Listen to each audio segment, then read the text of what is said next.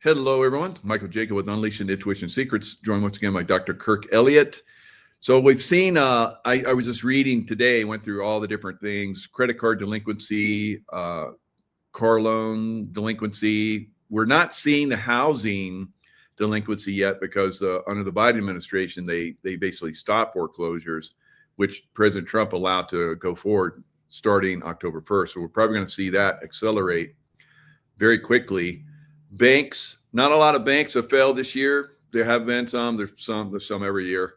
But I think we're moving to the point where, because of the shorting of the silver that these banks have been doing for so long, and now we're seeing silver getting ready to skyrocket way beyond what they can short it and suppress it. Yesterday, they suppressed it massively because China was taking a break. I guess they had some kind of holiday. And today, China came back and bought silver big. It went to a new 11-year high, or however long it's been. What are your thoughts on all this? Well, I think it's very interesting. You know, some people would call it manipulation. I would call it survival of the banks, right? So there's a lot of buying pressure, right? People are buying, institutions are buying, manufacturers are buying. We just simply need silver for like everything in life. You know, like electric vehicles, batteries, torpedoes, missiles, solar power, AI chips, cryptocurrency mining, facilities. I mean, all of it. It just needs silver, right? So the buying pressure is extreme. Well, when these big banks that you alluded to have massive short positions, like we're not talking small amounts, talking huge, massive amounts of shorts. That's how they've manipulated the markets over the years. When the price goes up, they lose money hand over fist.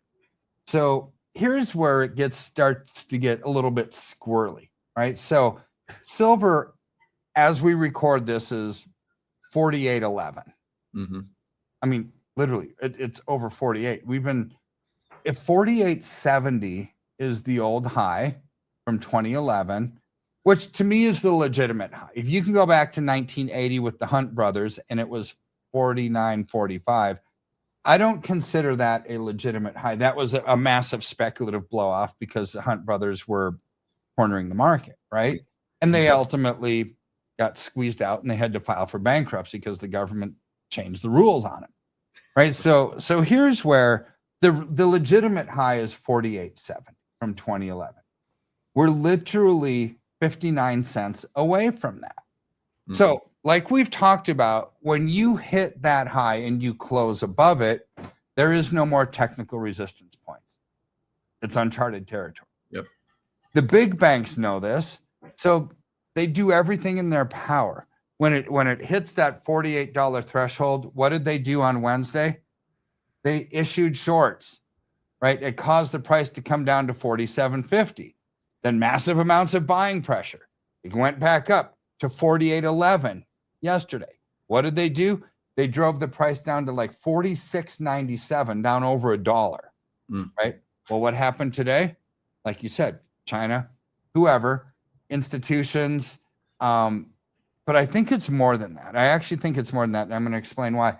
This massive buying, silver's up almost 3% today, where it's now at 48.11, and I really think it's going to close over 48. I don't think they can stop this train. So the higher gold, once you get to this point in this threshold, and we get to 48.70 with no more resistance levels, no more artificial ceilings, what's going to happen to the price? That's when you start to see the massive strides moving forward. Like we saw in 2011, you could see $2 move days, $3 move days, right? Because there's no resistance. The big banks know what you and I are talking about now. So what do? It's like, oh, we can't let it get too high above 48. We're going to lose our shirts, right? So let's short it. There's just too much buying pressure to keep the price down. Mm-hmm. This is where, when you short, you ultimately lose your mojo, right? It doesn't work anymore when there's too much demand. So what kind of demand are we seeing? Well, I would say a significant amount. If you look at the futures price of silver right now, let's just look at it real quick. It's in backwardation, right? So the silver futures price right now is 47.95. The current spot price is 48.11. Like, wait a second. In a normal market, which is called contango, the futures price is always more expensive than the current price because there's a cost of carrying it. People expect the prices to go up, right? So in the future, they expect the price to go higher. Right now, the current price is higher than the future price. What does that mean? It means that there is massive amount of activity at the current level. There's people somewhere, institutions, companies that are saying, we want physical delivery, and we want physical delivery now, right? It's probably manufacturers, Michael, because the manufacturers are saying, well, we need silver to make our flat screen TVs and everything else, and we know that the price is going to go through the ceiling. We want physical delivery of our futures contracts right now, right? So that's why you see this backwardation in price where the current spot price is greater than the futures price. This tells me there's massive supply issues happening right underneath our nose. Well, here's where I think it gets worse for them.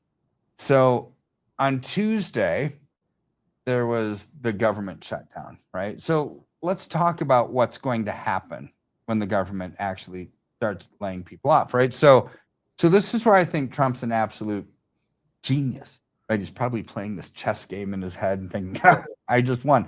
Because I was on a phone call with the White House communications director as he was addressing the communications directors with the Senate on Tuesday around 11 o'clock in the morning.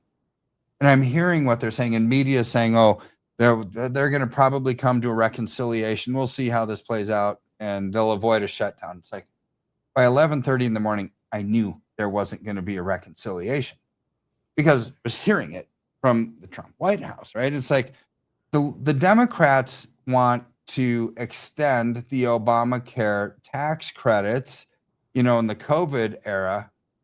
Now it's like, wait a second, you want to extend these tax credits? That's a $1.5 trillion ask, and the government's running out of money. Why in the world, if you're trying to avoid a government shutdown, would you ask for $1.5 trillion when the government's already out of money? So Trump says, no way, we're not playing. We're not going to play this game. So I knew that they were going to shut down. The sides are so far apart, right? That I don't believe the media that this is going to be a few days of a shutdown. I think it's going to be weeks to a couple months.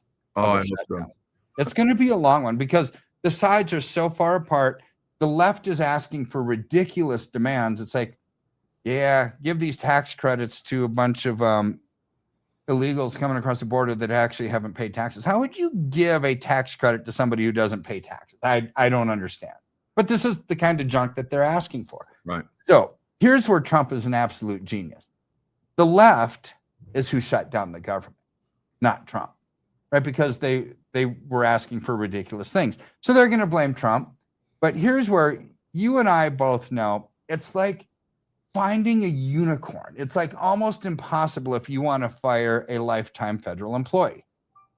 Like, it just doesn't happen, right? They go from administration to administration to administration. They just keep having their jobs, even if they're a horrible worker. It's like they still get to keep their job, right? So Trump's been trying to shrink the government, but you can't fire a federal employee like that. So, I mean, it's a pretty good gig, I suppose. But here's where during a government shutdown, that rule doesn't apply.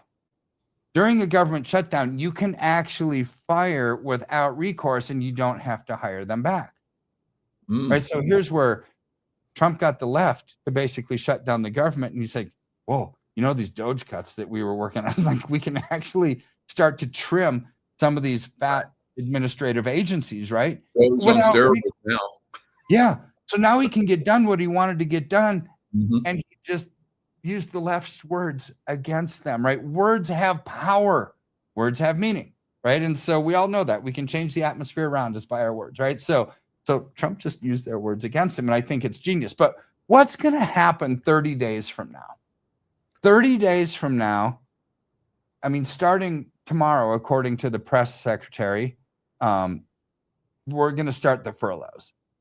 Upwards of 750,000 federal employees are going to be furloughed. Wow. 750,000. Now, that doesn't mean they lose their jobs. It just means they're not being paid until the government reopens. And then when it reopens, they get all that back pay, right? So it's inconvenient, right? But what also is going to happen is I think there's going to be a lot of firings, a lot of trimming of agencies during this time. Estimates are upwards of 75,000 people will probably lose federal jobs during this shutdown. So what is that going to do to the unemployment numbers 30 days from now when they're reported? Unemployment's going to skyrocket. It's not going to be a good number. I can almost guarantee, right? So when that happens, then the Fed is going to meet. What are they going to do? They're going to see the high unemployment numbers. They're going to lower interest rates again. Gold and silver go up a lot when you lower interest rates. The stock market will probably go up when you lower interest rates. Cryptocurrency will go up when you lower interest rates, but silver and gold really go up when you lower interest rates. It's very sensitive to that. So here's where we've got the head of TD Securities, Toronto Dominion Bank, TD Ameritrade, that company, saying did a report last week that LBMA in London is 4 months away from depleting their free float silver. So what's free float silver? That's the silver that's available for people to buy.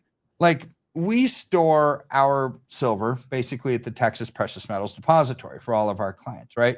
Mm-hmm. So if you have metals stored there, that's yours. It's nobody else's. That's not free float. It's not available. Free float would be stuff that's stored at a depository that's not owned by somebody that's ready for somebody to purchase. That's what London runs out of, depletes its free float silver in 4 months. Like, what else happens in 4 months? It's basically the end of January, the first week in February, Trump's executive order, the democratization of alternative assets and 401ks becomes effective, which means you can buy precious metals, cryptocurrency, and real estate in your 401ks. So now you've got $12 trillion of captive money that's going to be extra potential demand for gold and silver. And you've got London running out. This is like the culmination of a perfect storm. Added to that, we're going to surpass the all-time high where there's now going to be no more technical resistance points. It's like, what else could you ask for in an investment? Right? Completely minimizing your risk and maximizing your return. Now, when I say that, we're kind of told people, and I've been getting a ton of calls. It's like, how do we prepare for our 401ks, being able to go into gold and silver in February? It's like, you know what? You don't have to wait. The big if. And this has always been the rule. I just didn't know that people didn't really know it. If you're working for a company and you have a 401k there, pretty much general knowledge is, well, I can't get rid of it unless I quit or retire. Not true if you're 59 and a half or older. If you're 59 and a half or older and you still continue to work there, you can do an in-service rollover, meaning you could take all of your existing balance of your 401k. Say you had 500,000 in there, is your retirement. You could roll it all into a traditional IRA, take your balance to zero. You could go into physical metals. Now you don't have to wait until February, and you still keep your 401k and make your contributions every paycheck that you get, right? But you're just adding the contributions to a zero balance because you rolled all of it out or a portion of it out to go into physical precious metals. You can do that now if you're over 59 and a half. If you're under 59 and a half, sorry, you're out of luck. I mean, you can't, right? But until February, then it becomes allowable. So as I look at some of these things and we try to come up with every strategy humanly possible to protect and preserve and to grow and to thrive, this to me is a big one. If you're over 59 and a half and have a 401k, roll it over now to get into physical metals, because like everything we've talked about, we've got the impacts of the government shutdown. We've got silver approaching its all-time high, no more technical resistance. We've got LBMA running out in 4 months. What else? What else do you need, right? More wars and rumors of wars? Well, we've got that. More capital constraints on banks. Right. I mean, you talked about it. That's one of the reasons why I brought up in the beginning all of the things that are starting to default. 2008 levels. So we know what happened. A lot of banks failed. Yes. Highest bank failure rates ever. Yeah. Unless we go all the way back to savings and loan crisis back in the 70s and 80s. But what are your thoughts on this? You're very insightful in this. What you think we're going to see a lot of bank failures coming up? Yeah, I do. So big banks because of their short positions, smaller banks because of delinquency, right? So you had mentioned this early on. So we haven't seen this in mortgages yet, right? I think that's coming because here's the problem with banks right now. It's a liquidity trap in the sense of the Fed is printing money. They're trying to stimulate the money supply. They're giving that to banks to lend out. So this is how it should work. Fed creates money. They give it to the banks. Banks lend it out. People use it. That grows the economy, right? But here's what's actually happening. Fed printing money creates inflation, gives it to the banks. The banks get the money and they think, we don't like where this economy is headed. We think that these people, if we give them a loan, they're going to be delinquent or default on it. We don't want to lose our capital. So what are they doing? They're sitting on it. They're not lending it out, which is going to hurt the economy. This is what causes stagflation, these liquidity traps where the Fed is creating inflation, giving it to the banks. The banks aren't giving it out unless you have like a perfect credit score, right? I mean, very few people are getting loans right now. I was just talking to a business owner in Utah 2 days ago. They have a big company and they said, you know what? We can't get a loan. We need a short-term inventory loan, right? We can't get it from the banks. Even fully collateralized with all the equipment that they have, they can't get a loan. It's like, why not?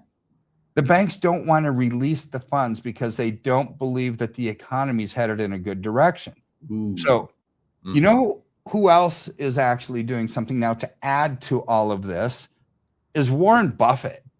So the Oracle of Omaha, head of Berkshire Hathaway, he's poo-pooed gold and silver since the beginning of time.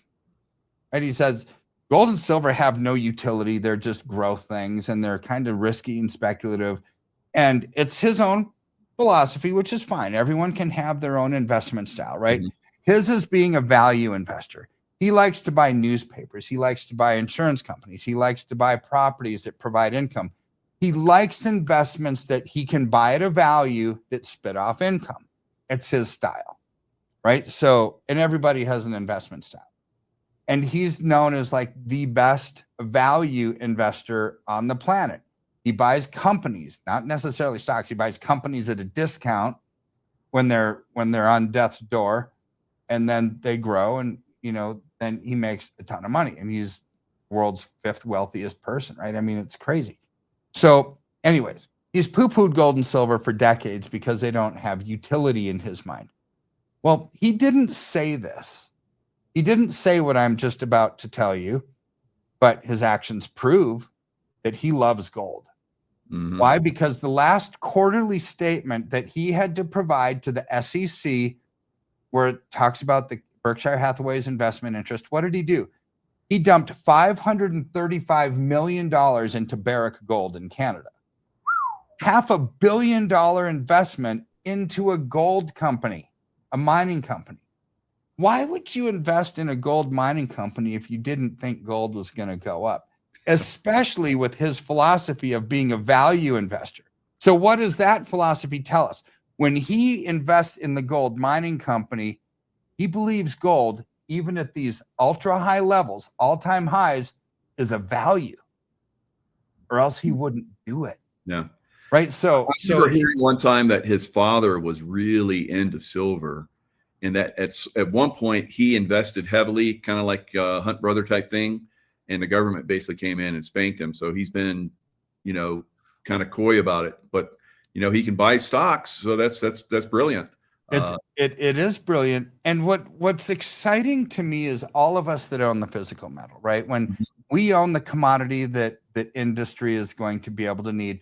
We've seen gold and we've seen silver actually go up like 140% over the last few years.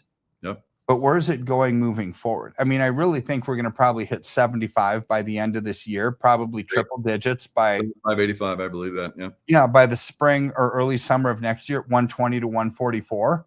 We think the same. Yep. because of the price floors that G7 is going to put on commodities. I mean, there's so many reasons. Yep. It's like, okay, going from 48 to 144, that's almost tripling. So everyone's all excited about silver doubling over the last few years. The best is still yet to come. Always. You haven't missed the boat Yep. at all. Right? So boy.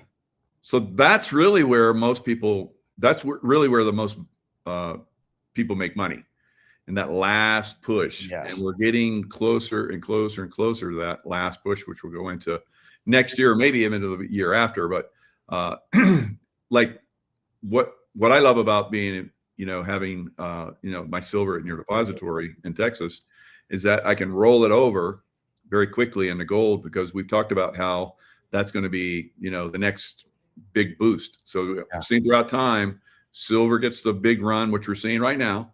And then we have the, price difference between an ounce of silver, how much it costs to buy, how many ounces of silver it takes to buy gold. That's starting to, squeeze a little bit. And at some point, like we talked about, percentage wise, we're going to start to roll over into gold and take advantage of that next big push in gold. Now, someone in the chat said, I live in Canada and can only hold metals and she calls it RRSP, which is a 401k for us. And it's vaulted in Calgary. Now, I know that you, people from overseas around the world invest with you, and they can do that if they put the money in the depository. What would you say with someone in a 401k in a different country? Can they convert over to that 401k into your vault? Probably not, quite honestly. I mean, I wish the answer were yes, but probably not. There's a couple reasons why. You can be a Canadian and store your metals in Texas, which we could, deliver there, but you'd have to have a U.S. bank account. These 401ks don't have U.S. bank accounts. Right. So it's anti-money laundering and all these different know your customer rules and things like that. It's like, I wish we could, but we just truly can't unless you have a U.S. bank. Gotcha. Very good. Now, in like you're talking about, I love to go over into your site. You have the best. I click on the silver. I'm gonna share the screen real quick. I click on the silver window. So this is KEPM.com /Jaco. So you go over and you come into the site. Of course, you got the contact information, so you can get a free evaluation and some insights of what you can do with your money. Now, looking at the price of silver, let's look at it in relation to the dollar. All right. So I love these graphs. Everyone, I love playing with it. So it's all, whoever did this for you is brilliant. So we're seeing that the dollar is, percentage wise is below zero, which means it's losing value. And we see that, this year, almost a 50% increase right now, probably right at 50%. So I know last year we had a gentleman that had a significant amount of cash, and we're suggesting that he put it in silver. And he said he was only going to put a certain percentage, 25%, and he was going to keep the rest in cash. And we kind of advised against that. But of course, now we're seeing, that he really missed the boat massively by not taking our advice. How do you see that going forward? Oh, I think if you don't act on the information that we went over today, you're going to miss even more, right? So we can't ever, you can't cry over spilled milk, right? You can't change the past, but you can change the future, right? By changing your present, right? It's just common sense. You want the future to be good, you better make changes now, but don't dwell in the past. You can't change it, right? But hopefully we learn from it. And like we talked about, you missed people. I've been, this weekend I was sitting on the couch watching college football with my 20-year-old son, right? And I'm just looking at our clients. We've been very blessed. We have well over 30,000 clients, right? And I'm looking, it's like, oh my word, I don't have a single client that's not at a profit position unless you invested over the last 2 weeks. But because it's an 8% cost of ownership. However, today alone, silver went up 3.6%. Yeah. It doesn't take very long for you to recover your 8%, right? So I'm just looking at this, and I've got clients that invested, at 17, 18, 19, $20 an ounce, people that invested at $29 an ounce, people that invested at $35 an ounce. I mean, they're still significantly up. I was talking to this family. They invested in the upper teens and low 20s, $9 million. It's now worth $21 million, less than 4 years later. This is life-changing, legacy building, right? And then clients who invested $500, well, it's now worth over $1,000. That's incredible, right? It's like doubling. Where else are you going to find that, right? And then I also started looking, it's like, there's a lot of companies out there that sell semi-rare, commemorative, collectible garbage, and they sell it out of their own inventory, right? There's a large gold and silver dealer that everybody would know. They see him on podcasts all the time. I just had a client call me this morning because they tried to sell their silver and their gold that they had purchased from them in the past because they wanted to go into bullion. Well, this company says, we're not buying any silver back. Like, what? Oh. You sold it to the client. Now they have no out. They said, no, we don't. There's supply and demand discrepancies, and we just have no need for silver. It's like, that's because they didn't do it right. They've got so many people selling into the strength of this market that they've ran out of money.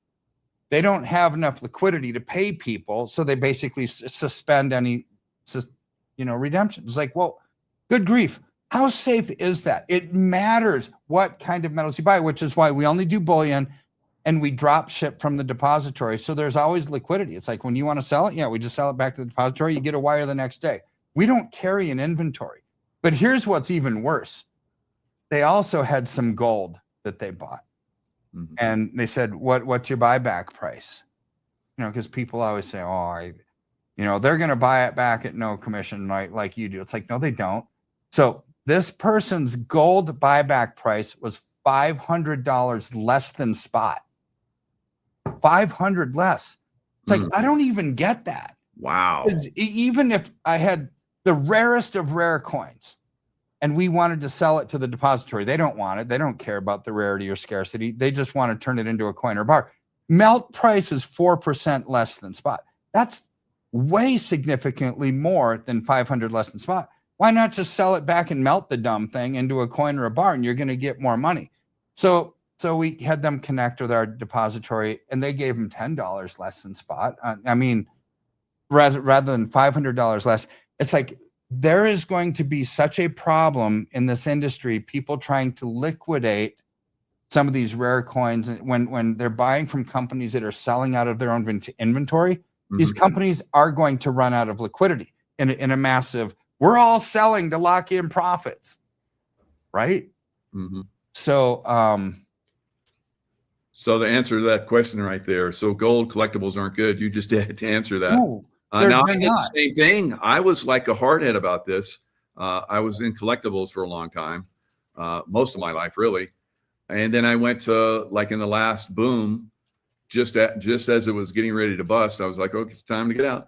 So I took my collectibles, and it was not working out well. They pretty much, you're going to get, if you're lucky, which I was lucky, I got cost, whatever the price of silver was. Now I could have gone online and, got on, put it out there to the internet or whatever, who wants to buy this, collectible, and try to do it that way. And meanwhile, the price is going down. I knew it was going down. So I just went in and just started selling. So from now on, thanks to you, I've been buying in bullion because you've given me great advice. And people are telling me, don't buy that collectible bullshit. Get bullion. And I agree. Look how much more it is. And then when I went to sell it, it was like, oh, I learned hard. Oh boy. Yeah. I mean, if you have that stuff, call us. We'll try to help you out. And very good. yeah. Well, thank you. And I know you have a great team. I appreciate your team. Like we talked about, you'd see I think it's sleeting behind me right now. Nice. I don't know if you can see it. Yeah, I can see it. But like I told you before the show, there's snow. There's snow on the peaks already, and you should be getting it. So I bought a pass, which I can ski in Colorado and here. So I'm going to come visit you. We talked about this, and I'm going to take your team out to dinner, treat your whole team. And the reason why I want to do that is because you've helped so many people that are, have listened to the show and then gone in and invested with you. So thank you so much for what you do for us.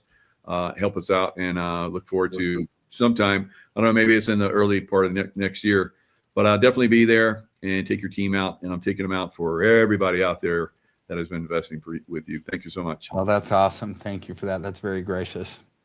All right, guys, get into silver. We've been talking about it for years now. I think, FOMO is going to start to kick in.